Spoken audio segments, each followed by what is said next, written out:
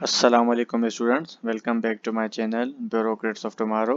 Student, general science and ability के जो आज का लेक्चर है उसमें जो हमारा टॉपिक है वो है common disease and epidemics. Student, इससे पहले आज मैं आपको छोटा सा इंट्रोडक्शन अगेन रिपीट करा लूँ। जो स्टूडेंट्स ये वीडियो फर्स्ट टाइम देख रहे हैं, स्टूडेंट हमने complete general science and ability के जो एफपीएससी की तरफ से सिलेबस मिला हुआ है उन्हें उसे दो पार्ट में डिवाइड किया था। First one general science and second one general ability. General science को फर्दर मोर हमने चार अपने सब पार्टीशंस में या पोर्शंस में डिवाइड किया था, जिसमें फिजिकल साइंसेज, एनवायरमेंटल साइंसेज और बायोलॉजिकल साइंसेज हमारा तीसरा चल रहा है, और लास्ट वन हमारा रहता है जो कि कंप्यूटर साइंस या आईटी वगैरह का नाम दे सकते हैं। बायोलॉजिकल साइंसेज में स्टूडेंट हमारा जो आज का सेकंड लास्ट लेक्चर है common diseases and epidemics. Students, again आपको रिपीट कराता चलूँ कि आप हमारे इस चैनल पे पूरी कंप्लीट जीएसए की एक प्लेलिस्ट आप सबको मिल जाएगी, जिसमें लेक्चर वाइज नंबर वाइज आपको सारे तमाम के तमाम लेक्चर्स मिल जाएंगे। तो बढ़ते हैं अपने टॉपिक की तरफ। स्टूडेंट, एक होती है डिजीज, दूसरी होती है एपिडेमिक्स। स्टूडेंट, डिजीज वो होती है जो कि किसी एक इंडिविजुअल को, ऐसी कंडीशन जो कि किसी एक इंडिविजुअल की हेल्थ को अफेक्ट करे, और उसके बरक्स एपिडेमिक स्टूडेंट्स वो होती है जो कि नंबर ऑफ पीपल्स को अफेक्ट करे। इन सिंपल, अगेन मैं रिपीट करता हूँ, डिजीज कोई एक ऐसी कंडीशन जो कि किसी एक इंडिविजुअल की हेल्थ को अफेक्ट करती है, उसे हम कहते हैं स्टूडेंट डिजीज। और कोई एक ऐसी डिजीज जो नंबर ऑफ पीपल्स को डिफरेंट एरियाज में अफेक्ट करती है, उसे हम कहते हैं एपिडेमिक। स्टूडेंट, बात याद रखें, दो किस्म के वर्ड होते हैं, एक एंडेमिक और एक होती है पेंडेमिक।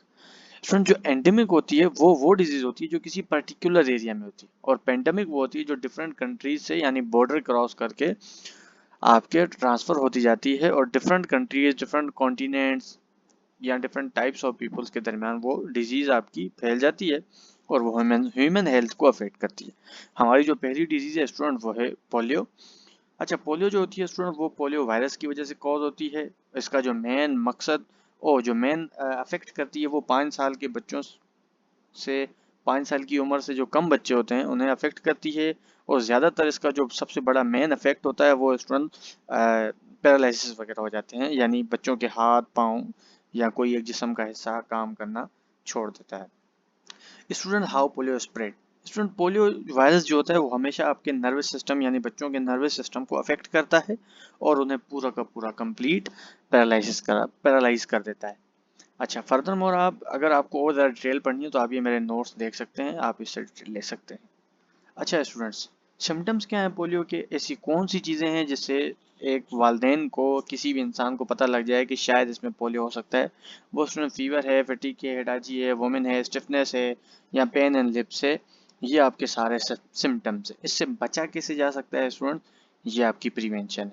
जो आपकी वर्ल्ड हेल्थ ऑर्गेनाइजेशन है WHO, वो क्या कहती है कि has been working to eradicate polio globally and has made significant progress with cases decreasing by over 99% since 1988।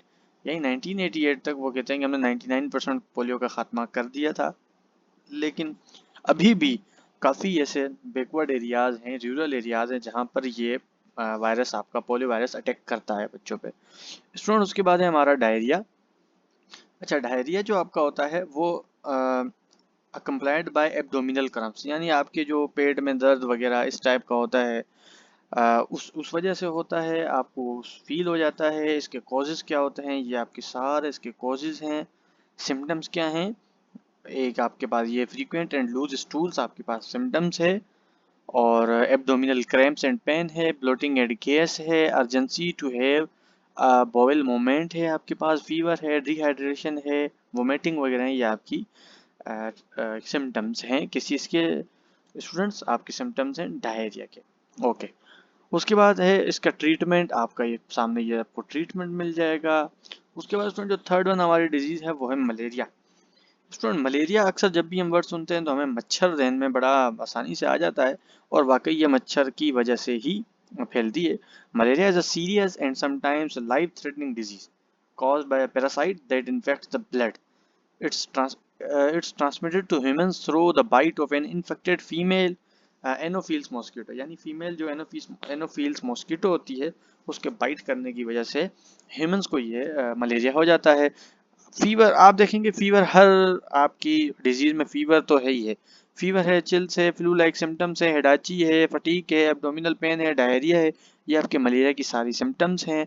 उसके बाद आपका ये इसका जो है वो ट्रीटमेंट लिखा हुआ है। उसके बाद आपके पास थोड़ा इससे बच कैसे सकते हैं वो आपके पास है। मच्छर मार हम अक्सर स्प्रे वगैरह यूज़ करते हैं और जेल्स वगैरह यूज़ करते हैं। एक क्रीम मिलती है मच्छर मार जो बॉडी पे लगाने की, वो यूज़ करते हैं, तो इससे हम मलेरिया से बचा जा सकता है। स्टूडेंट उसके बाद जो सबसे अहम नाम हमने अक्सर अपनी सोसाइटी में सुना है वो है hepatitis. It is a medical condition students, ध्यान से इसकी डेफिनेशन पढ़ना है, ये हो सकता है 2026 में आपके पास आ जाए। It is a medical condition characterized by inflammation of the liver which can be caused by various factors।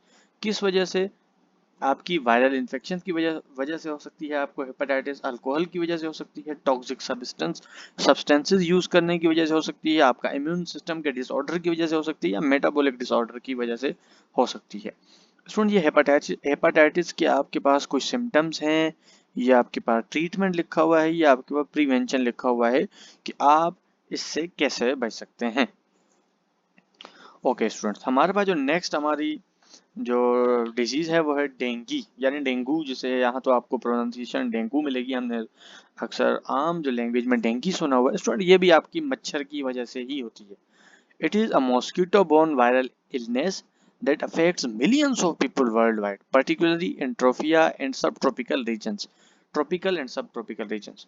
Student ये ट्रॉपिकल और सब ट्रॉपिकल रीजन्स में ज़्यादातर ये फैली जाती है। इसके सिम्टम्स क्या हैं? आपके सर में शदीद दर्द होगा, बहुत तेज़ बुखार होगा, आइज़ के पीछे पेन होगा, आपको जॉइंट एंड मसल सिस्टम में पेन होगा, वोमिटिंग वगैरह हो सकती है, फटिक वगैरह हो सकती है। इसके कॉजेज स्टूडेंट डेंगू वायरस ही होता है, जिसे हम डेंवी कहते हैं। Transmit through the bite of an infected Aedes mosquito. Malaria भी आपकी मॉस्किटो की वजह से था, ईडेस, और आपकी ये डेंगू भी आपकी मॉस्किटो की वजह से ही है। इससे आप अगेन वही आपकी जिस तरह मलेरिया से जिस तरह बच सकते थे, आप वही इसके लिए प्रिवेंशन इस्तेमाल करेंगे तो आप इससे भी बच सकते हैं। तो स्टूडेंट ये थी हमारी कुछ डिजीज, और ये था हमारा बायोलॉजिकल साइंस में second last lecture. Thanks for watching this video my dear student. Subscribe कर लीजिए मेरे चैनल ब्यूरोक्रेट्स ऑफ टुमारो को। अल्लाह हाफिज़।